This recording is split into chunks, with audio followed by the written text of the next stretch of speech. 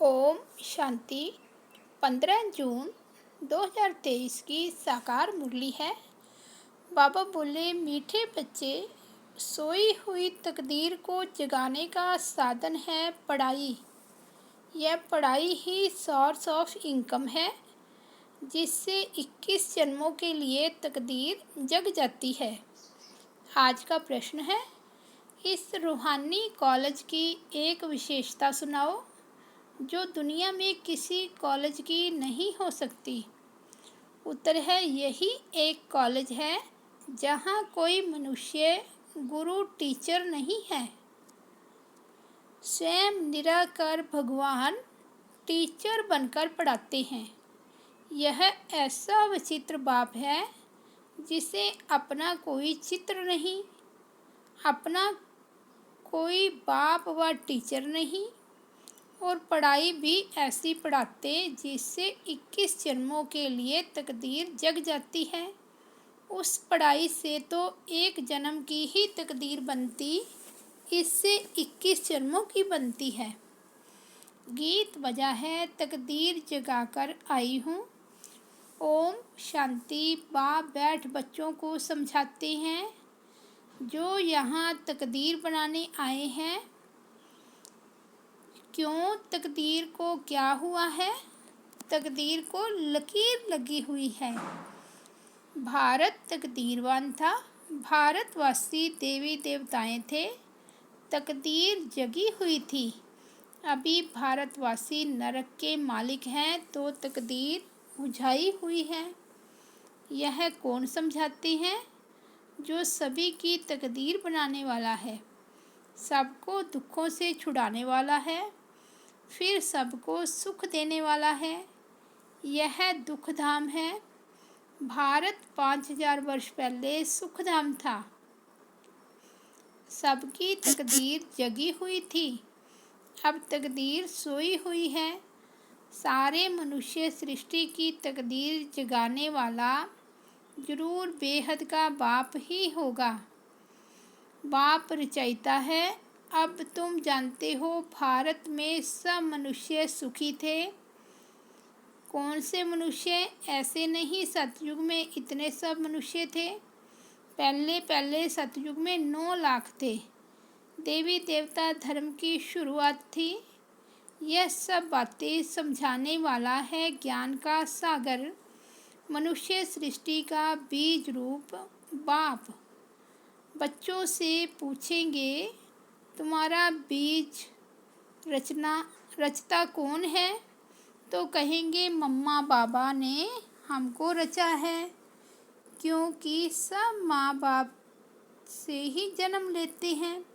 बाप स्त्री को जन्म नहीं देता, अडॉप्ट करता है कि तुम मेरी स्त्री हो। फिर उनसे बच्चे पैदा होते हैं। वह है क्रिएटर।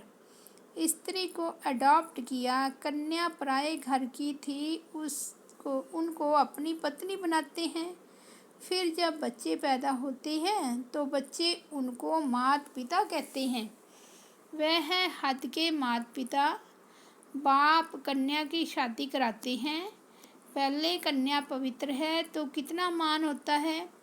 फिर विकारी बनने से वह मान नहीं रहता। कहते हैं कन्या वह है जो 21 कुल का उद्धार करे।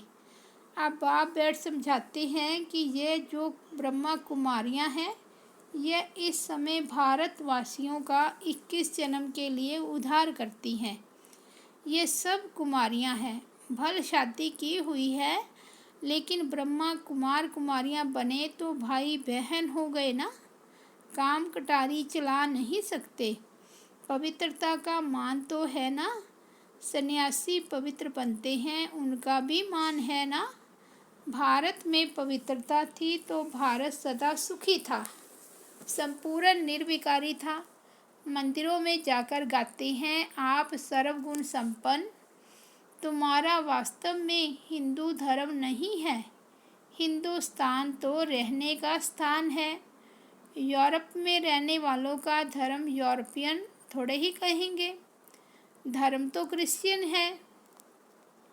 हिंदुस्तान में रहने वालों का हिंदू धर्म नहीं है। धर्म तो और होना चाहिए। बाप समझाते हैं जो देवी देवता धर्म वाले थे वही अपने को हिंदू कहलाते हैं, क्योंकि अपने धर्म को भूल गए हैं। हिंदू कोई आदि सनातन धर्म नहीं है। क्रिश्चियन लोग क्राइस्ट को मानते हैं क्योंकि उन्होंने क्रिश्चियन धर्म स्थापन किया। यहाँ तो किसको भी यह पता नहीं है कि हम किस धर्म के हैं। कोई सिख धर्म वाला होगा तो बताएगा कि हम सिख धर्म का हूँ। सिख धर्म किसने स्थापन किया तो कहेंगे गुरु नानक ने स्थापन किया।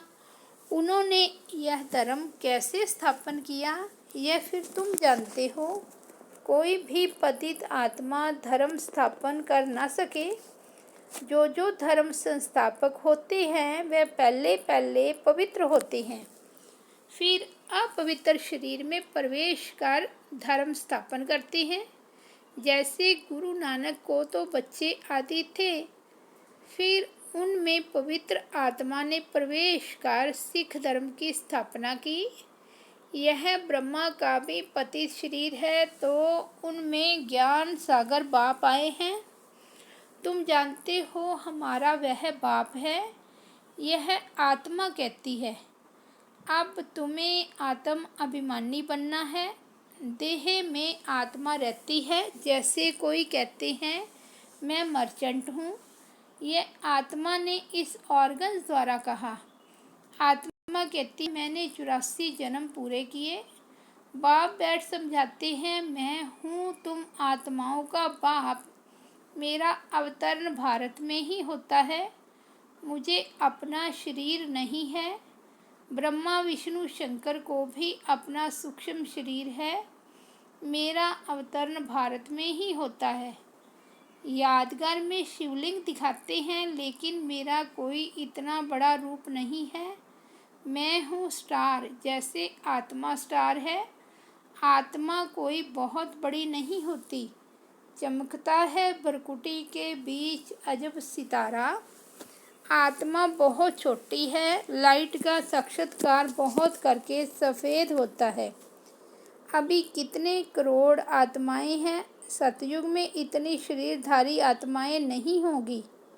अगर सतयुग में इतनी होती तो अब तक अरबों हो जाती। इतने तो है नहीं। तुम बच्चे जानते हो कि यह कोई साधु सन्यासी नहीं, यह तो बाप समझाते हैं। इस बाप का कोई बाप नहीं है। ब्रह्मा विष्णु शंकर का भी बाप है। श्री कृष्ण का भी बाप था। बेहद का बाप कहते हैं मेरा कोई बाप नहीं, न टीचर है। सतयुग में भी बच्चे राज विद्या पढ़ने स्कूल में जाएंगे। टीचर होगा। हमारा कोई टीचर नहीं है। मैं तुमको राजयोग की शिक्षा देता हूँ। मैं कोई राजा महाराजा नहीं बनूँगा। तुम बच्चे बनेंगे। पूज्य श्री लक्ष्मी श्री नारायण थे। सतयुग में राज्य करते थे। यह निराकार बाप इस शरीर में विराजमान हो पढ़ाते हैं आत्माओं को। हम आत्माएं पढ़ती हैं। वह है ज्ञान का सागर, शांति का सागर। बाप कहते हैं मैं तुमको अपना वर्षा देता हूँ 21 जन्मों के लिए। सतयुग में तुम सुख शांति वाले थे। रावण भूत वहाँ होता नहीं। वह है ही संपूर्ण निर्विकारी दुनिया। अभी है संपूर्ण विकारी दुनिया। अभी तुम बच्चे जानते हो हम बाबा से तकदीर बनाने आए हैं। स्कूल में तकदीर बनाई जाती है। पढ़कर पास करेंगे, टीचर बनेंगे। यहाँ तुम 21 जन्मों के लिए तकदीर बनाते हो। वह तकदीर बनाते हैं इस एक जन्म के लिए। स्कूल में पढ़कर शरीर निर्वाह के लिए कमाई करेंगे। अपना और दूसरों का शरीर निर्वाह होगा तो उन स्कूलों में एक जन्म की तकदीर बनाते हैं। जन्म जन्मांतर के लिए बैरिस्टर इंजीनियर नहीं बनेंगे। दूसरे जन्म में फिर पढ़ना होगा। वह है शरीर निर्वाह अर्थ धंधा एक जन्म के लिए। बाप तो कहते हैं मैं तुमको 21 जन्मों के लिए सुख शांति का वर्षा देता हूँ। यह बेहद के बाप ने कहा, उनका कोई बाप नहीं है। तुम बच्चे जानते हो बाबा हम आपके हैं। तुम बच्चे कहते हो बाबा हम आपके हैं। बाबा भी कहते हैं हाँ बच्चे तुम हमारे कल पहले थे, अभी फिर बने हो। यह है ईश्वर बाप से बच्चों का स्नेह। आत्मा परमात्मा अलग रहे बहुकाल। 5000 वर्ष पहले भी तुम बच्चों को गुलगुल बनाकर हेल्थ और वेल्थ दी थी, क्योंकि नॉलेज है सोर्स ऑफ इनकम। पढ़ाई से ही तकदीर बनाते हैं। वह होती है हद की, यह है बेहद की तकदीर। यह स्कूल है सत्संग नहीं। सत्संग में तो जाते हैं, कोई ने रामायण ग्रंथ आदि सुनाया। बाबा तो नॉलेजफुल है। बाबा कोई शास्त्र आदि नहीं पढ़ते। कहते हैं मैं तो सब कुछ जानता हूँ। यह सिर्फ तुम्हारी बुद्धि में ही है कि वह है मोस्ट बिलवड बाप, जिसको सब याद करते हैं कि इस पति दुनिया में आओ, आकर हमको सुख घनेरे दो। तो मात पिता हम बालक तेरे, अब सन्मुख आकर बच्चे बने हो। बाप है वचित्र, उनका कोई चित्र शरीर नहीं है, परंतु चित्र के आधार बिगर शिक्षा कैसे देवें। इसलिए कहते हैं मैं इस शरीर का आधार ले इन द्वारा तुमको पढ़ाता हूँ।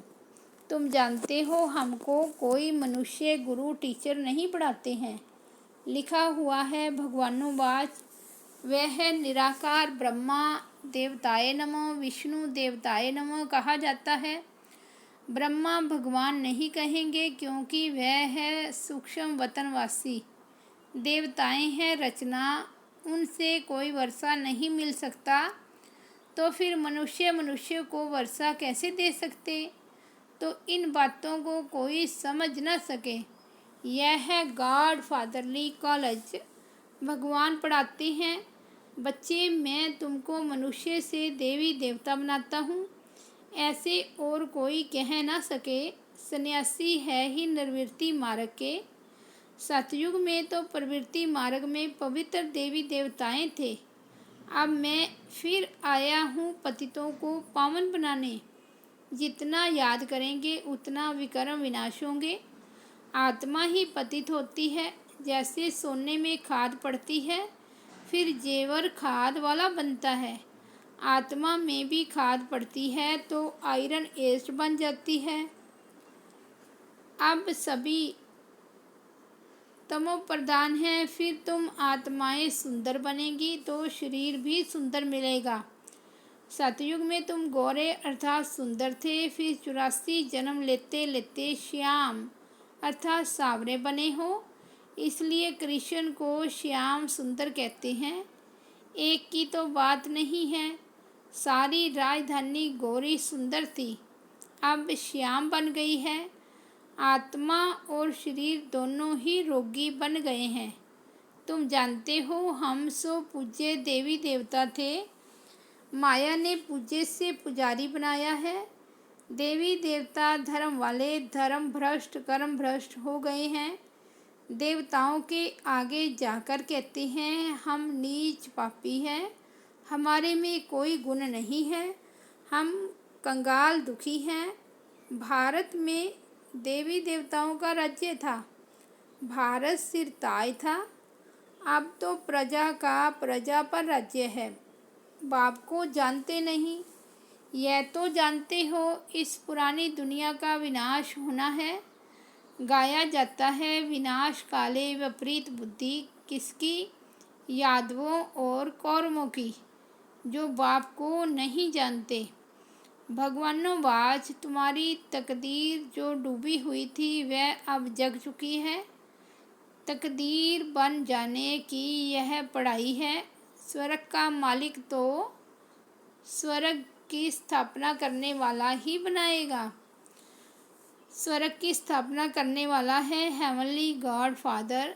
नरकवासी माया बनाती है। तुम गाते भी हो, दुख में सिमरन सब करे, सुख में करे ना कोई। भक्ति शुरू होती है द्वापर से, भक्ति का फल देने भगवान को आना पड़े। अब भगवान घर बैठे आए हैं भारत में, भारत उनका घर है ना। शिवरात्रि भी यहाँ मनाते हैं, मंदिर भी यहाँ बने हुए हैं। शिव बाबा तुम बच्चों को बैठ नॉलेज देते हैं, जिसको ज्ञान अमृत अथवा सोम रस भी कहते हैं। गोल्डन एज बनाने लिए नॉलेज देते हैं, तो नाम सोमनाथ पड़ा है। अभी तो भारत कितना कंगाल है, तुमको इस समय 3 पैर पृथ्वी के भी नहीं मिलते, कहाँ बैठकर पढ़ते हो। यह तो बड़े ते बड़ा हॉस्पिटल कम कॉलेज है। तुम मिडगेट हो, कहते हो बाबा मैं आपका 12 मास का बच्चा हूँ। आत्मा बोलती है इस शरीर द्वारा, बाबा मैं 6 मास का बच्चा हूँ, तो मिडगेट हुआ ना। बोलता है मैं आपका बना हूँ। अच्छा आप अच्छी रीति पढ़ो तो साथ ले जाऊँगा। सन्यासी ब्रह्म अथवा तत्व को याद करते हैं, बाप को छोड़ रहने के स्थान को याद करते हैं। समझते हैं कि ब्रह्म ही भगवान है, लेकिन यह उन्हों का मीठा भ्रम है। ब्रह्म तत्व जिसमें हम अशरीरी आत्माएं निवास करती हैं, उसको भगवान कैसे कहा जा सकता है। फिर कहते हैं हम ब्रह्म में लीन हो जाएंगे। आत्मा तो अविनाशी है, उनको पाठ बजाते ही रहना है। बाप अच्छी रीति बैठ समझाते हैं। यह दादा भी भल शास्त्र आदि पढ़े हुए थे, परंतु मुझे जानते नहीं थे। अब इनको भी सुनाता हूँ, इनकी आत्मा सुनती है। मैं इनके बाजू में आकर बैठता हूँ, तुमको पढ़ाता हूँ, यह भी सुनता है। इनके मुख से ही पढ़ाता हूँ, तुमको देही अभिमानी बनाता हूँ। दुनिया में कोई देही अभिमानी होते नहीं। तुम बच्चे बेहद के बाप से बेहद सुख का वर्षा ले रहे हो। 5000 वर्ष पहले मुआफिक सन्यासियों आदि को अपने शास्त्र ही बुद्धि में आएंगे। यहाँ कोई शास्त्र की बात नहीं। बाप को क्या याद आएगा, वह तो मालिक है। तुम याद करते हो बेहद के बाप को। प्रजापिता ब्रह्मा के तुम ब्रह्मा कुमार कुमारियाँ हो, दादे से वर्षा लेते हो ब्रह्मा द्वारा। फादर है साकार, ग्रैंडफादर है निराकार। शिव बाबा की आत्मा इसमें है, दोनों है निराकार। यह साकार फादर भी है तो मदर भी है। इनसे तुमको एडॉप्ट करते हैं। अच्छा मीठे मीठे सिकिलदे बच्चों प्रति माता पिता बाप दादा का याद प्यार और गुड मॉर्निंग। रूहानी बाप की रूहानी बच्चों को नमस्ते। हम रूहानी बच्चों की रूहानी बाप दादा को याद प्यार गुड मॉर्निंग और नमस्ते। धारणा के लिए मुख्य सार। फर्स्ट पॉइंट है पढ़ाई पर पूरा ध्यान देकर 21 जन्मों के लिए अपनी तकदीर बनानी है।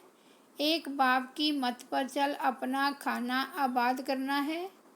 दूसरा पॉइंट है आत्म अभिमानी बनना है। याद की यात्रा से आत्मा को संपूर्ण पावन बनाना है। वरदान है सदा अपने आप में शुभ उम्मीदें रख। दिल शाह बनने वाले बड़ी दिल फराक दिल भव। सदैव अपने में शुभ उम्मीदें रखो, कभी भी नाउम्मीद नहीं बनो। जैसे बाप ने हर बच्चे में शुभ उम्मीदें रखी, कोई कैसे भी हैं बाप लास्ट नंबर से भी कभी दिल शिकस्त नहीं बने, सदा ही उम्मीद रखी। तो आप भी अपने से दूसरों से सेवा से कभी नाउम्मीद दिल शिकस्त नहीं बनो, दिल शाह बनो। शाह माना फराक दिल, बड़ी दिल, सदा बड़ी दिल। कोई भी कमज़ोर संस्कार धारण नहीं करो। नॉलेजफुल बन माया के भिन्न भिन्न रूपों को परख कर विजयी बनो। स्लोगन है आप और बाप दोनों ऐसा कंबाइंड रहो जो तीसरा कोई अलग कर ना सके। अच्छा, ओम शांति।